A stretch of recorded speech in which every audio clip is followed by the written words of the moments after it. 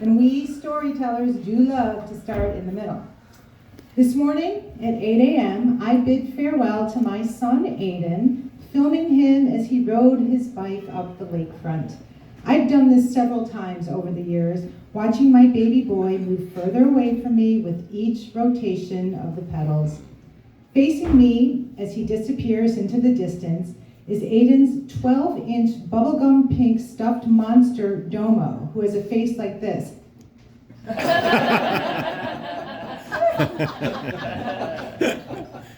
He's sporting a down-to-party Hawaiian shirt and he's strapped to the back of Aidan's bike.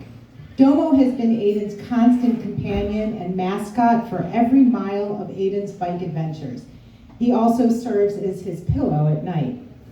My eyes are welled up with tears as Aidan goes, so all I see is a blur until I look at the video a little bit later.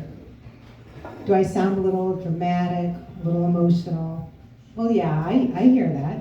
Actually, Aidan recently told me sometimes he feels a little guilty when he says goodbye to me because I look so sad. So this morning, I tried to be real chill and upbeat. It was much easier this time because he was leaving with an entourage of friends and my husband Jeff, also known as Aidan's father, all accompanying him out of Chicago on their way to Milwaukee. And I even rode 5 miles with them up to Hollywood Beach. 5 miles, and then I had to go back, so it was 10 miles. Thus beginning the second half of Aidan's solo bike trek across America. So if I seem dramatic or emotional, now you know why. And while I've had time to get used to the idea of this ride, the route is not what I thought he was planning when he first started talking about bike packing across America 5 years ago. I thought it would be more straightforward, literally, straight across America. More like the trip a fellow college graduate of Aidan's just completed. I only came to learn about this other cyclist named Tim because Tim was just profiled in Aidan's college alumni newsletter at the end of June. Like Aidan, Tim is 22 years old, also graduated from Northeastern University in Boston in April. And the featured article was about how Tim just completed a 2-month coast-to-coast solo bike trip following the well-traveled Trans-America Trail. Now, fun fact, the Trans-America Trail is the first cross-country bike route in the U.S. established in 1976, 50 years ago, for the bicentennial. Tim began his cycling adventure the same day as Aidan, the day after graduation. The reasonable Tim rode half the route alone and the second half with a friend. Presumably, the practical Tim planned 2 months to do this ride before he begins graduate school. A very sensible plan. Aidan and I do not know Tim at all, and the article says nothing about his family, but I will tell you this. I don't know it for a fact that Tim's mother got a hell of a lot more sleep than me these last 2 months. I just know it's true. Because instead of doing the rational well-traveled trail, this is Aidan's trip. Okay, so I don't know how well you can see this. This is a map of America. This black line, so even, okay, this is Tim, okay? He comes up here, so he starts in Virginia, he goes through the middle, this is Colorado, Wyoming, Montana, and he ends in Oregon. Oregon, that's right. That makes sense, right? Let me show you Aidan's route. Bye, Tim. This is Aidan's route.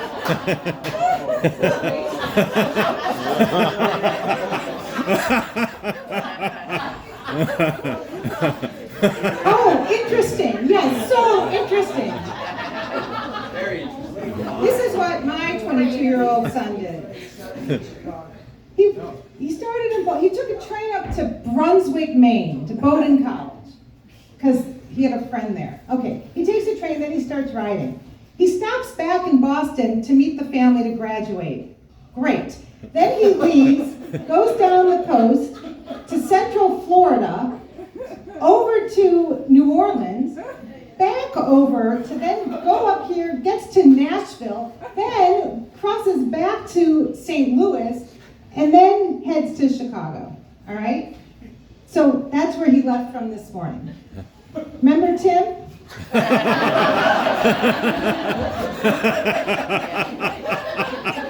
In the same amount of time, both Tim and Aidan traveled 4,200 miles.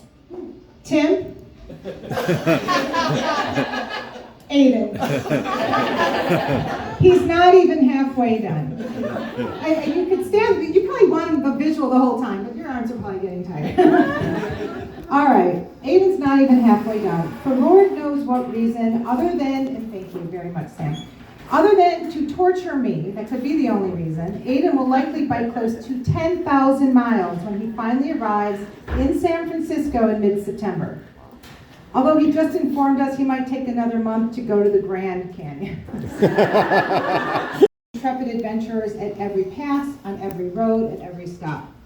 Both Tim and Aidan and cyclists across the country typically utilize an organization called Adventure Cyclists to help plan their routes, as well as a network of fellow cyclists called Warm Showers, who open their homes to let bike packers come and stay, sometimes in the house, often just next to it to put up a tent. My friend Dave recently asked, why isn't it called hot showers? Now that you hear it out loud, I think we all know why. It's so creepy.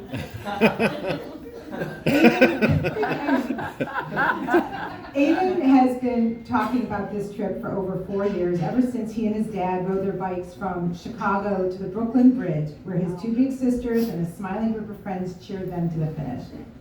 More father-son trips followed across Wisconsin, the Continental Divide, and the annual RAGBRAI ride across Iowa.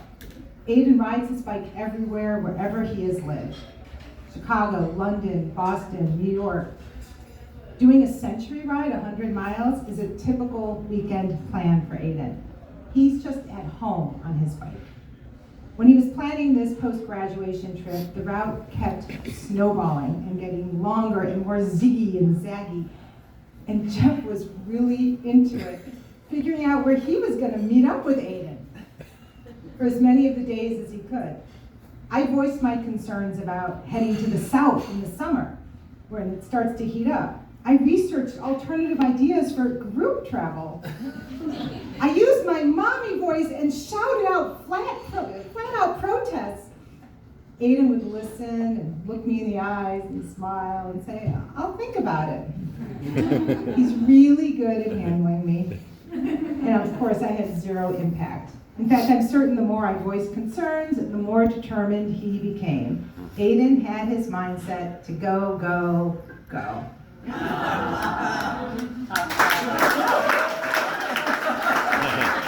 That's just, I love hitting the theme. No, we're not done. Because at some point, Jeff told me I needed to stop doing that. And he showed me videos of cyclists on some of the trails Aidan would go on. And they're beautiful. And finally, I took Jeff's advice to shut up, to pay attention, and to trust that our son is not an idiot. And I'm so happy to report, 2 months in, our son is not an idiot. So over the last few months while on the road, Jeff and I talk and text Aidan every day, and he welcomes the check-ins. He says he's got nothing but time every day to chat. I track him on my phone so I know where he is at all times. He's in Milwaukee right now. When he gets to a spot without service, he switches to satellite and he lets us know. Most nights he's camping out in his tent, often sneaky stealth camping in hidden from view parks or campgrounds. There have been nights he has camped out in a cemetery, in the driveway of a closed Burger King, the grounds behind a fire station with the firefighters' blessings. Any night that he stays with the Warm Showers host, he sends us the name and address in advance. That was my request. For a few nights, when there was a blinding downpour, no good spot to sneaky stealth camp, he found a motel. He is not an idiot. I can hear his brain chemistry changing, sizzling, his synapses firing, and forever altered by the problem solving he does on the hour. as well as by the kindnesses and surprises he sees every day. Some from people who cyclists call trail angels. Many a free meal, offers for rides, or just words of encouragement. My heart really goes out to the couple who doubled back in their car because they thought Aidan was injured on the side of the road when he was just taking a little snooze in the shade. I'm not sure who was more shocked when Aidan opened his eyes to see them peering down at him. I tried more than once to have a conversation with Aidan about how he thinks this trip is changing him, probing to learn what he hopes to discover about himself or the world. And it's not just me that's convinced Aidan has some kind of deeper motive or contemplative goals for this journey. Many people of a certain age have shared these ideas with me and Jeff on what is it that Aidan's looking for. To really see America crossing the divide, to renew his faith in the goodness of people, to reduce his carbon footprint, to experience true independence before life gets real. I share these confident assumptions with Aidan, so certain are people that Aidan is the key to bridging the divide of his generation in our country's future. And Aidan's reaction was just, no.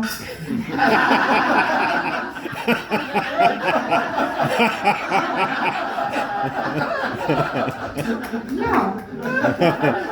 While all these discoveries and experiences are indeed happening, he's not in search of them. They just are.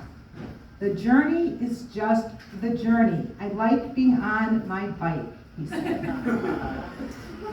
But someday, when he looks back on this, maybe he will ask himself, how much of this was actually about torturing his mom?